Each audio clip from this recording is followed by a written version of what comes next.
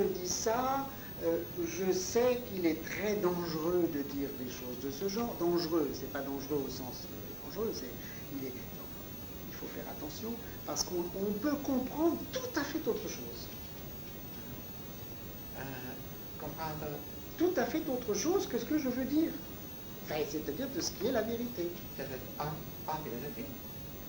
Non, quand je dis la philosophie n'est pas un savoir comme les autres.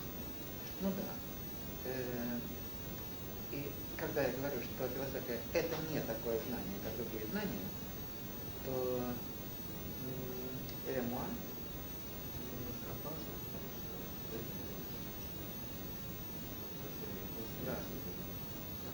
par exemple, on peut dire c'est un savoir plus élevé, sublime. Pas du tout. Pas du tout ça. Понять, что философия это какое-то возвышенное знание, далекое от нас, но дело вовсе не в этом. Другое знание, но не в этом дело. C'est véritablement d'un ordre absolument spécifique. Дело в специфичности, это знание другого рода. Si je voulais essayer de dire ça d'une manière un peu appuyée, un peu dogmatique. Если бы я попробовал сказать это в каком-то более фундаментальном, более догматическом стиле. La philosophie établit un ordre de compréhension. Философия, то я сказал бы такой формулой, что философией устанавливается некий порядок понимания. Et la caractéristique de la philosophie comme telle, c'est-à-dire de la philosophie dans son histoire, c'est qu'elle a établi l'ordre de compréhension du monde dans lequel nous vivons. И если говорить о истории, философии истории, то на протяжении своей истории философия установила порядок понимания того мира, в котором мы живем. Ce que l'on peut résumer, si vous voulez, dans l'expression que tout le monde comprend, mais alors il faut faire très attention. И это можно резюмировать в выражение, которое все прекрасно понимают, но нужно быть очень внимательным. Si je dirais ça sous la forme de le mode de compréhension rationnelle. И это именно порядок понимания, способ понимания рационалистический. Or, la разумный. Не рационалистический, рациональный. Attendez, là vous m'intéressez. Разумный шире, чем рационалистический. Mais parce qu'en russe, si on dit rationnel, rationaliste, ça a l'air un peu péjoratif, vous voyez. Non. Rationnel dans le sens, ce qui a à voir avec la raison. Ce qui permet de connaître le monde tel qu'il est. Voilà. То, что позволяет понять мир таким, какой он есть. Or, ce qu'il y a de tout à fait étrange, c'est que ce mode de compréhension, quand il est à l'œuvre, paraît être naturel. И вот интересно, что этот модус понимания, когда он в деле, когда он работает, он кажется естественным. Et quand on le comprend comme étant naturel, и когда его понимают как естественный, on a en quelque sorte, je dis en quelque sorte parce que je suis en train de penser,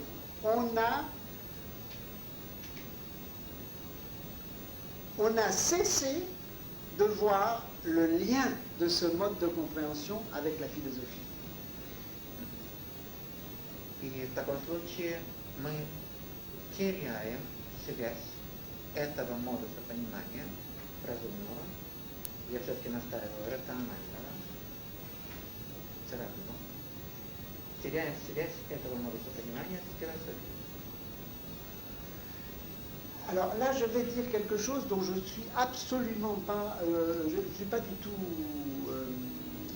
c'est pas du tout sûr ce que je vais dire, hein, c'est pas du tout établi, c'est une intuition. Да, и сейчас я скажу какую-то вещь, не то, что общепринято, это скорее типа вопрос. J'ai l'impression, mon intuition, j'ai l'impression que Wittgenstein tourne autour de cette question quand il parle des jeux de langage.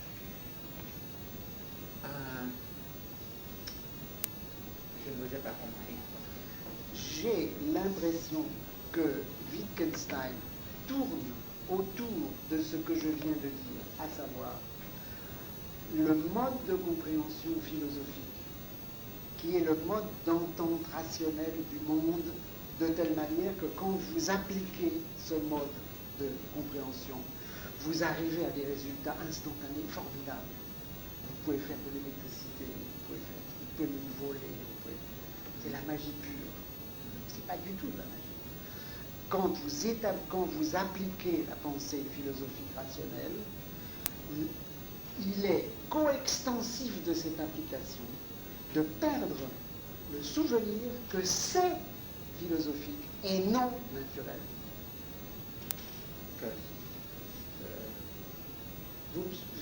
Ça, c'est très intéressant.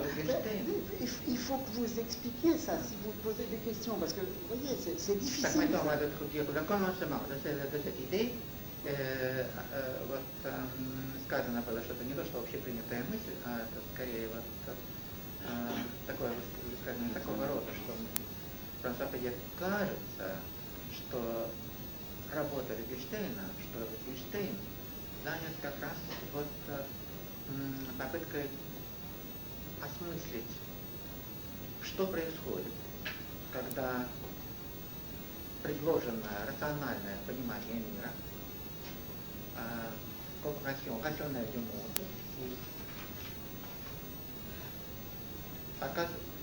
la compréhension rationnelle du monde est quelque chose qui a à voir avec la philosophie. Он показывает, что естественная установка, языковые игры, что они кажутся чем-то естественным, а на самом деле они имеют дело с философией. Это философия. И когда мы это понимаем, то тогда мы понимаем мощь разума, потому что это не магия, язык это не магия, язык это разум. Давайте вам перевести фразу. Да. Quand Wittgenstein a des jeux de langage, когда Wittgenstein говорит о языковых играх, il tourne autour. C'est mon impression que quand il parle de ça, il est sur cette piste. Il est en train de flairer. Comment? Attendez, je vais traduire. Oui. Что когда Wittgenstein говорит о языковых играх, он говорит вот именно об этом, о том, что это предположение, впечатление. Il est sur la piste de comprendre que la compréhension rationnelle du monde n'est pas quelque chose de naturel. Он начинает понимать, что рациональное понимание мира есть что-то естественное. Mais là, bien entendu, mon langage est lui-même complètement bancal, parce que quand je dis naturel, qu'est-ce que je veux dire par naturel? C'est-à-dire, ça, c'est pas clair. C'est ça, on est dans quelque chose d'épouvantablement difficile à bien dire. Переводите. И что когда я говорю естественно, это очень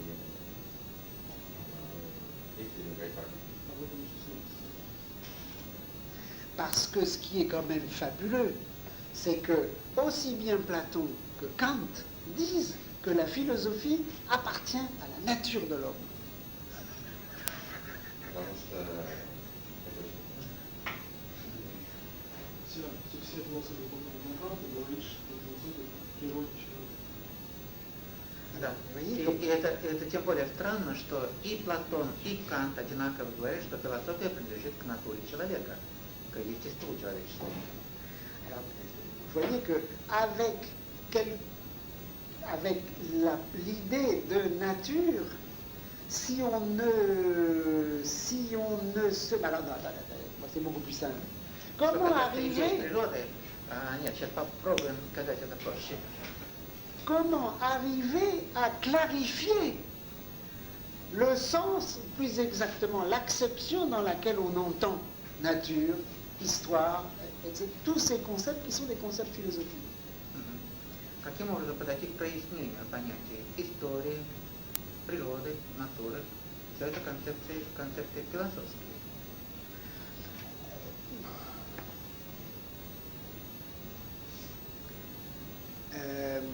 Un seul mot à propos de Gestell. И вот одно слово по поводу Гештеля. Chez nous, en France, la traduction qui a été faite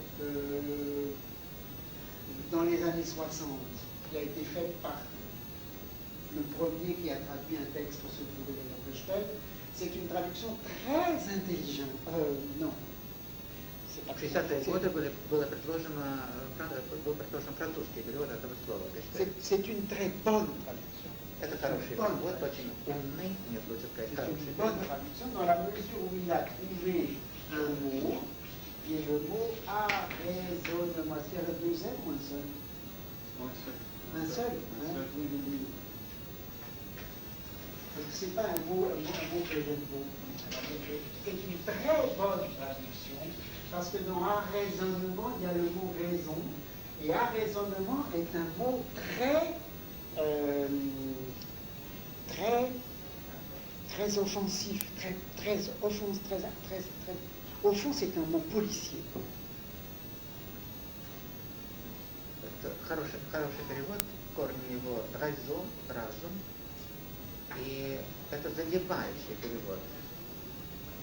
Arraisonnement se dit je vais vous expliquer très simplement, c'est l'activité, c'est ce qui se passe quand un bateau de la marine nationale oblige un navire d'une autre nationalité de stopper et de montrer ce qu'il a dans sa cale.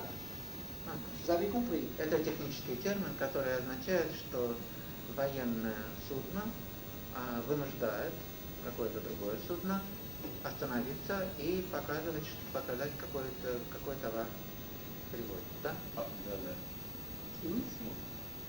Образумливание.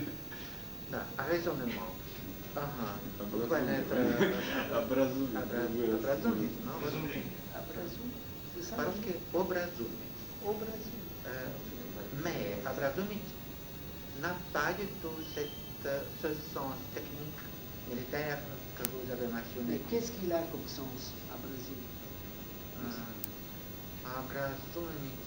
Остановить и ввести в разумное Stopper bien sûr, mais persuader d'être raisonnable, persuader peut-être de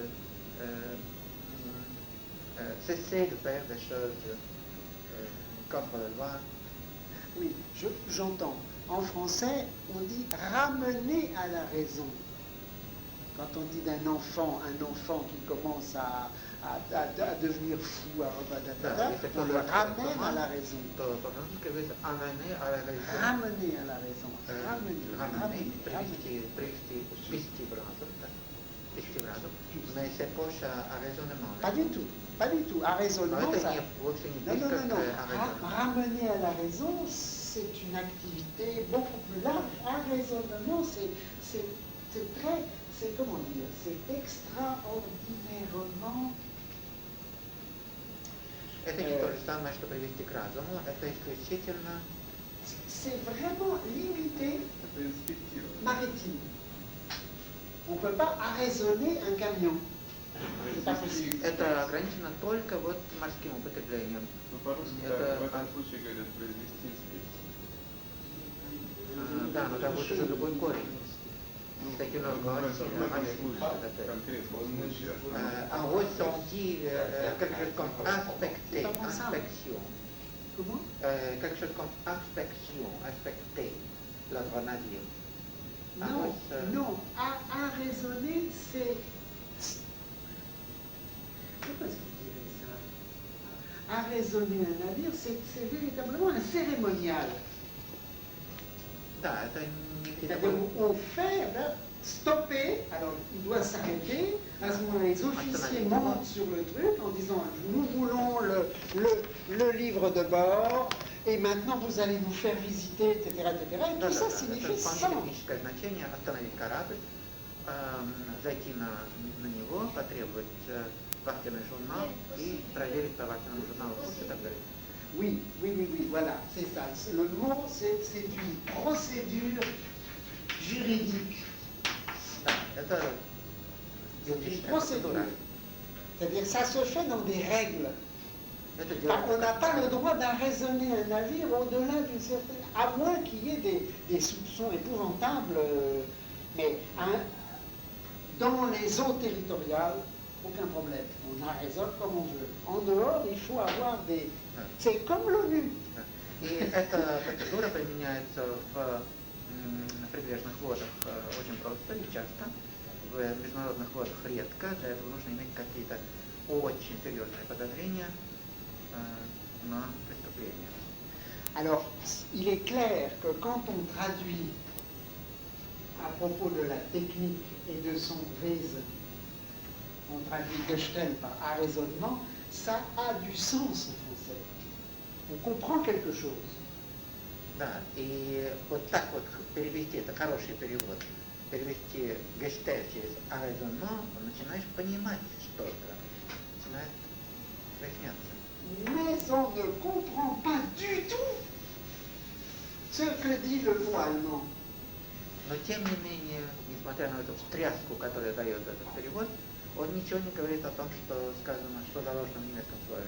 Alors, je vais naturellement pas vous faire des choses sur le français, parce que ça n'a aucun intérêt de parler français ici, je veux dire, pour dire, moi comment je traduis ça, c'est pas important. Может быть, не так интересно, не так важно говорить, как переводят на французский язык. Ce qui est tout à fait essentiel, c'est de comprendre que dans Gestell, il y a le verbe stellen, qui a une multitude de sens dont toutes ont pour dénominateur commun, comprenez, le fait de poser, disposer, composer, toutes les formulations possibles de poser, en plus avec la caractéristique tout à fait. Alors ça c'est déjà pas mal, mais c'est pas encore suffisant. Parce que la caractéristique de stellen, c'est le fait de poser d'une certaine manière. Ага. И вот важно понять этот немецкий корень, штелен, он имеет массу значений, но их общий знаменатель – это укладывание. Причем не просто укладывание, можно перевести с тем же корнем на французский язык разными словами, не просто укладывание, а укладывание определенным образом, чтобы уложенное приняло определенную форму.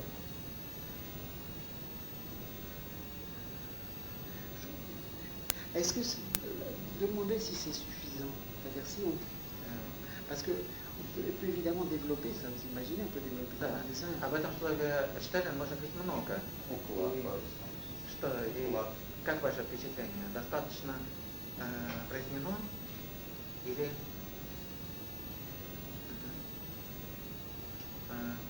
Peut-être, il se peut que ce soit suffit pour expliquer ce mot stellen, et que c'est tout simplement l'indice. Moi j'aime encore mieux dire que l'indice, j'aime encore mieux dire l'index. А где это некий указатель? L'index, que tout ça, ça forme un tout. Что все это вместе, все установлено, образует одно целое. Dans le mot, ça c'est une des choses les plus étonnantes, et c'est là, vous voyez, on voit apparaître, comme on dit en français, le bout de l'oreille. Le bout de l'oreille? Как? Ну, как на кончике языка у нас. Там на кончике. Вот on dit un bout de la langue. Ça ne va pas être la même chose. Le bout de l'oreille, c'est le bout de l'oreille du loup. Оттенок. Оттенок слова. Le bout de l'oreille. Le bout de la chose. Hein? On voit le bout de la chose. Oui. Que dans le mot Gestell, Heidegger nomme toutes les formes de pensée de la philosophie. Toutes les formes de pensée. Tout, depuis Platon jusqu'à Nietzsche y compris. И в этом слове гештальт собрана и сконцентрирована еще история философии, начиная с платоновских терминов. À commencer par l'idée, Например, идея, en passant naturellement par, la forme classique du Gegenstand. да, сюда входит и платоновская идея, и классическая Гегельштант, jusqu'à la forme d'aujourd'hui, до теперешней, сегодняшней формы Бештант. Bestand. Бештант что-то типа наличности. Bestand, c'est la somme de ce que nous avons comme matériel, n'est-ce pas? Comme matériel. Matériel. Oui, mais c'est encore plus vaste. C'est un mode d'apparition pour l'exemple, pour donner l'exemple à mes élèves de ce que signifie Bestand. Je leur disais, aujourd'hui, cette table-là, hein, à Paris c'est pareil. On voit que c'est ça. Cette table, qui apparemment est une table, un objet, etc., elle est en réalité quelque part dans un ordinateur du stock complet des meubles, de l'instruction publique en Russie, etc., etc. Et donc cette table, elle est sous cette forme, elle apparaît comme ça. Vous avez compris ce que je dis? Как будто бы вот эта вот материальная вещь включена если я не ошибся, включена в оборудование для записано в реестре, который говорится о компьютере. Этот реестр принадлежит международному образованию. Elle fait partie d'un plan. Et ça, c'est pas forcément le Gosplan. À Paris, c'est pareil. И точно так же и в Москве, и точно так же в Париже принадлежит это вполне реальная вещь, за которой можно дотронуться, вот этому системе учета, снабжения. Да. Инвентарь. Ça, c'est la forme visible. Par exemple, une très bonne traduction une autre très bonne traduction de Gestalt serait système. Seulement, malheureusement, système est encore quelque chose de trop limité. Система нечто очень определенное, да, отчетливое. Да. Система введена в пределы. Alors, si combien de temps on a encore? Combien de temps on a encore? Сколько у нас времени еще?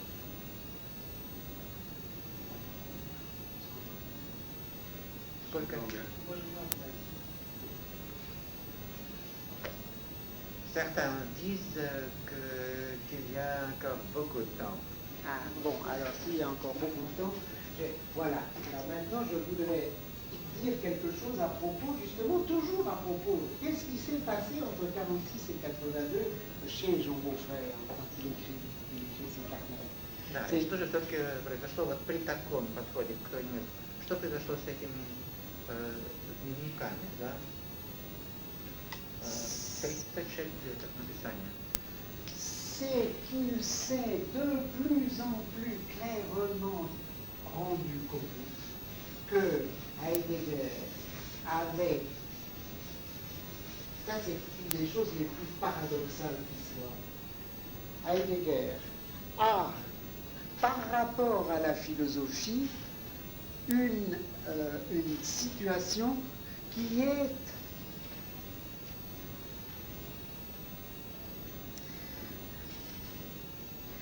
je ne vais pas dire ça comme ça.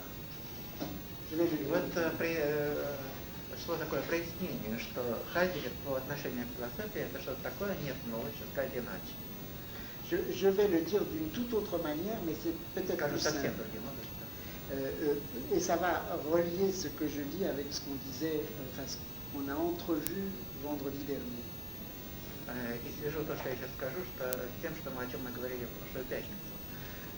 Dans un texte de Hölderlin, когда мы разбирали текст Гёзберина, il est question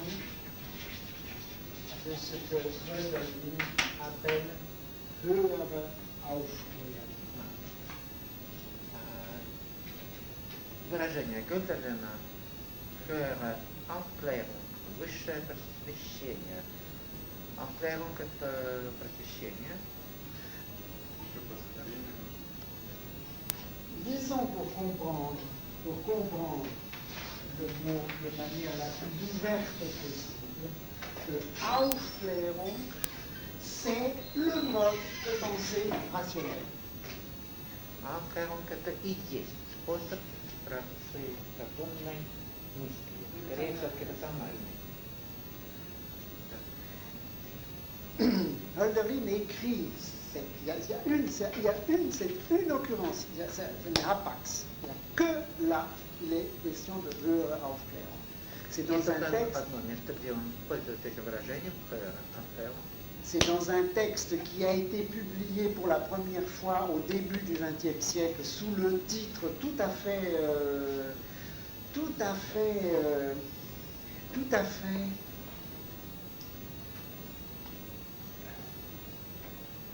insuffisant. C'est ça le mot. Текст, который был опубликован только в начале 20 века, под названием, который мало соответствует этому тексту. Sous le titre tout à fait insuffisant de Über die Religion, sur la religion. О религии. C'est bien sûr qu'il parle de choses que l'on peut appeler religieuses, etc., mais ça, c'est pas du tout compréhensible. C'est un texte qu'il écrit aux alentours de 1800.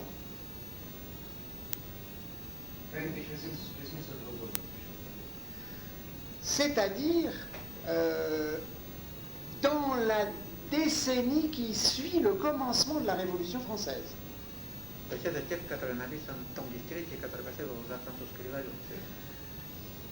Et Hölderlin est le poète qui a, avec la plus grande vitesse de réaction, compris que la Révolution française était une impasse, et non seulement une impasse, mais une impasse monstrueuse.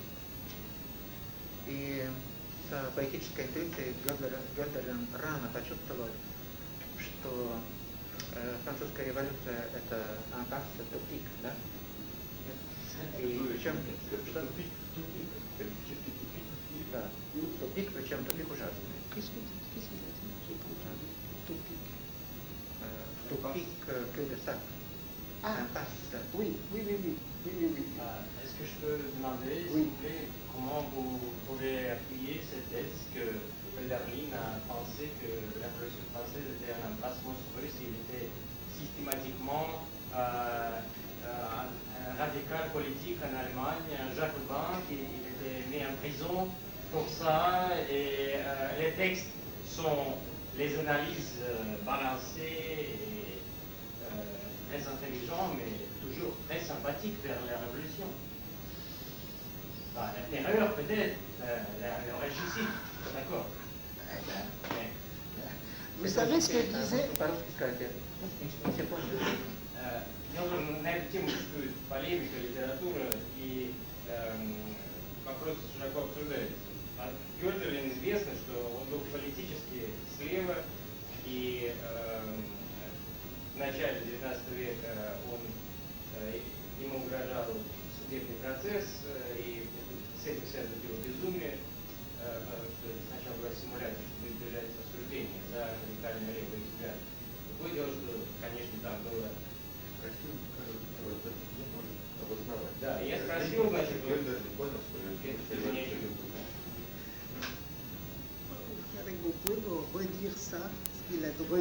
Problème discuté. On croit parfois que Hölderlin était toujours de conviction de gauche. Il vous faut préciser votre idée. Oui, pourquoi, oui. en étant de gauche, quand même. Je commencerai par dire qu'il faut bien... Enfin, notre tradition politique en France est très claire. Hein. Tout homme qui dit « je ne suis pas de droite » est un homme de droite.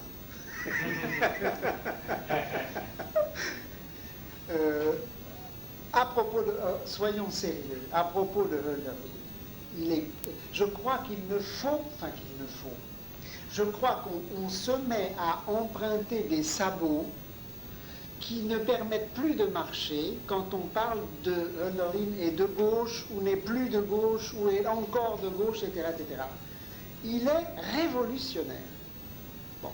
Si révolutionnaire, ça veut dire être de gauche, bien, d'accord, il est de gauche. Moi, je dirais, c'est pas clair, ça. Hein. C'est peut-être plus compliqué. Не удастся говорить о нем в этих терминах левый политических. Он революционер, но в смысле, который нужно у него самого прочитать какой-то смысл. И тогда отпадет вот это вот отнесение к правому или к левому. En étant révolutionnaire, il pensait quand même que la révolution française était en impasse. Oui, bien sûr. C'est parce qu'il est révolutionnaire qu'il pense que la révolution française est une impasse. Он считал, что французская революция – это жуткий тупик. Il y a une phrase d'une lettre de Hölderlin à Hebel, au docteur Hebel, qui est allé à Paris. Hein, qui est allé à Paris pour vivre. Alors, bien sûr, c'est un peu après Thermidor, etc., etc. Et donc, Hebel raconte des choses pas jolies. Et la lettre dit, c'est de 1799. Et Hölderlin dit, ich glaube an eine künftige Revolution. Je crois... 1798 год. Немецкая семья, которая живет в Париже, и пишет оттуда, что мы верим в то, что революция будет. La suite est encore plus claire. Je crois... Ну, дословно, если переводить, да, будущая революция. Это Гёдер, который поехал жить специально в революционную Францию во время Термидора и так далее. Je crois à une révolution future qui nous fera devenir rouge de honte pour la révolution que nous avons vue. Мы верим в будущую революцию, которая заставит нас краснеть от стыда за революцию, которая произошла. N'oubliez jamais que Hölderlin, dans la deuxième lettre à Behlendorf, raconte qu'il est passé le long de la Vendée. Et il dit, c'est juste, c'est 1802-1803. C'est donc quelque chose comme 5 ans après la guerre de Vendée, qui est un génocide. C'est une chose qui a été totalement, comment on dit, comment? Oui, mais passer sous silence, c'est pas assez. Non, c'est même pas ça, c'est beaucoup plus. C'est censuré. Jamais, jusqu'à il y a peut-être 5 ou 10 ans, personne n'a osé parler de la guerre de Vendée, qui est un génocide. On a liquidé 20% de la population, les femmes, les enfants, les vieillards, et d'une manière systématique. C'est-à-dire, c'est bon. Hölderlin a vu ça, et c'est avant même de voir ça qu'il dit « Je crois à une révolution future qui nous fera devenir rouge de honte, etc. » Vous voyez, est-ce que vous comprenez? Второе письмо Берлендорф, где он упоминает о Вандейском восстании и называет подавление этого восстания. Это в письме 803 года, не точно. C'est dans la deuxième lettre à Behlendorf, lettre de 1802-1803. Oui. То есть 5 лет уже прошло после подавления Вандейского восстания, когда он называет его геноцидом. Мне не кажется, что он называет конкретно геноцидом. Это Мишель Дидье говорит, что это был геноцид. Hölderlin просто упоминает проход. Est-ce que Hölderlin utilise le mot génocide? Non, bien sûr, c'est un mot qui n'existe pas. Voilà. C'est un mot qui n'existe, c'est moi qui dis. Aujourd'hui, les historiens français, pas tous, mais certains historiens français disent que c'est le premier génocide de l'histoire du monde. Au sens propre du terme, c'est-à-dire non pas un massacre comme il y en a eu des milliers depuis que l'homme existe. Il est clair que les Indiens d'Amérique ont été liquidés, mais ce n'est pas un génocide. Pas encore. Alors que là, c'est un génocide avec une pensée politique. По политическим причинам теперешние историки, моя ошибка опять, называют геноцидом, разумеется, Геббель назвал не употребляет, 20% населения истреблены. Ce que je veux, si vous voulez, donner comme indication, c'est que cette Aufklärung, c'est-à-dire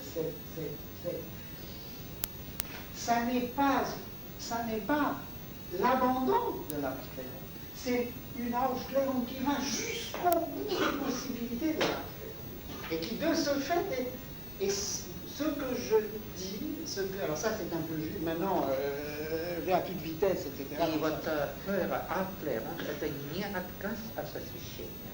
Это просвещение, которое не имеет ничего общего с просвещением в общепринятом смысле, но доведенное до высшей степени. До высшей степени, до совершенства, до высоты, да. On ne peut pas traduire en français non plus, parce qu'il faut traduire au pluriel, des lumières plus hautes, mais ça devient... alors que Aufklärung, c'est un mot en lui-même programmatique.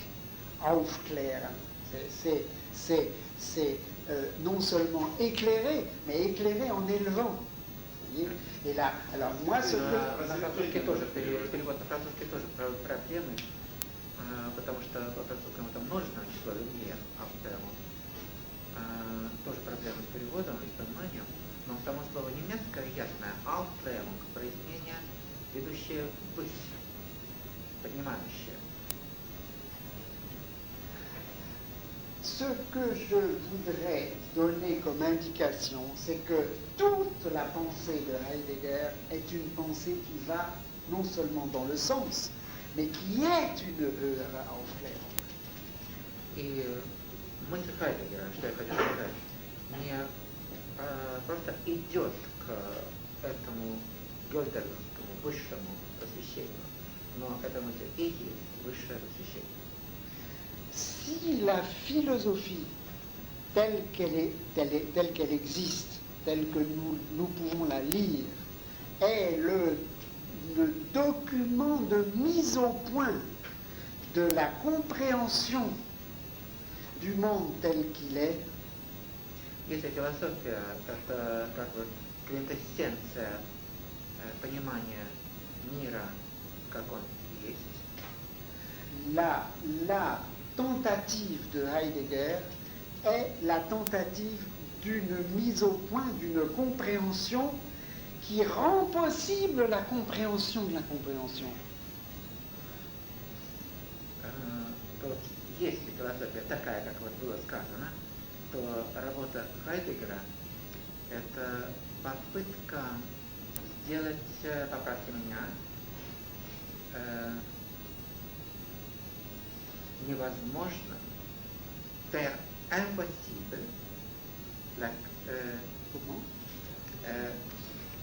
le travail de Heidegger est de faire impossible la compréhension. Non. De rendre possible la compréhension de la compréhension. Это усилие сделать возможным понимание вот этого понимания мира, рационального понимания мира. Mais bien entendu, ce que vous dites n'est pas du tout, comment dire, absurde. Parce que c'est clair que la compréhension de la compréhension, cela implique qu'il n'est jamais possible d'aboutir à une compréhension fermée et fixe.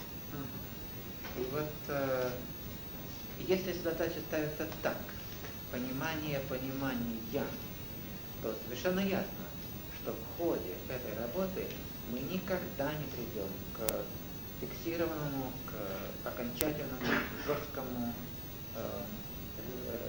результату, образу. La particularité d'une compréhension fermée et fixe, c'est qu'elle est indépendante du moment où elle a lieu. Характеристика законченного, жесткого понимания в том, что оно независимо, indépendant du moment où a lieu la compréhension. То есть, что оно как бы существует вне момента своего достижения. То есть сам момент прихода, выхода к этому пониманию не участвует в этом понимании.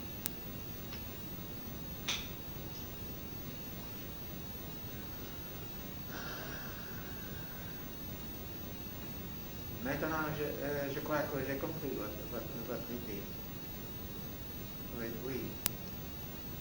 C'est vraiment... Il n'est pas une vérité. La höhere Aufklärung est quelque chose d'infiniment. Si je dis infiniment simple, c'est pas du tout, parce que c'est simple réellement, c'est infiniment simple, ce qui ne veut pas dire que c'est simplet. Vous comprenez, simplet. И вот получается тогда, что эта höhere Aufklärung Gödelена вещь слишком простая. Она простая, противоположная упрощению. Voilà. Vous avez, dans un texte, vous avez traduit Svoboda en anglais. Vous avez dit my being properly myself. My being properly myself. Можно перевести это слово, русское «свобода» на английский язык вот этой фразой my being properly myself. Быть собственно самим собой. Имеется в виду, что вот, профессор Федье имеет в виду этимологию русского слова «свобода», корень «свой». On dit svoboda, l'accent sur svoboda. La racine ici. Oui, c'est sou. Svo. Oui.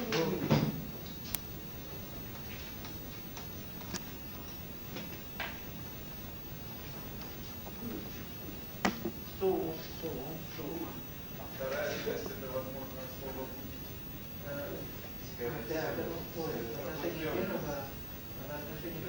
собственное употребление. Сам процесс. Moi, je suis d'accord à une condition. Я даже соглашусь с этим, что свобода это обращение к своему только